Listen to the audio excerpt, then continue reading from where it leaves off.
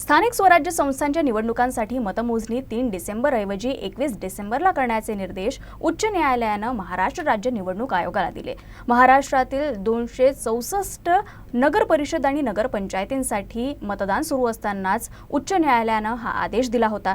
सर्वोच्च न्यायालयात आज उच्च न्यायालयाच्या या आदेशावर सुनावणी होणार आहे। सर्वोच्च न्यायालय उच्च न्यायालयाचा निर्णय रद्द करेल अशी अपेक्षा काँग्रेस नेते विजय वडेट्टीवार यांनी व्यक्त केली। 20 नगरपरिषदांच्या निवडणुकासाठी 248 नगरपरिषदांचा निकाल थांबवणं हे योग्य नाही आणि परिणाम होतो बाकीच्या निकालावर असं जर म्हणत असेल तर मग उद्या जिल्हा परिषद आहेत, नगरपरिषद आहे, त्यावरही परिणाम होईल। मग सगळेच निकाल थांबवा, निवडणुका घेऊन टाका आणि मार्चमध्ये एप्रिलमध्ये सगळे रिझल्ट द्या, असं त्याचा अर्थ निघेल। त्यामुळं हायकोर्टाचा जो निकाल आहे तो आम्हाला अन्यायकारक वाटतो, आमची भूमिका आहे।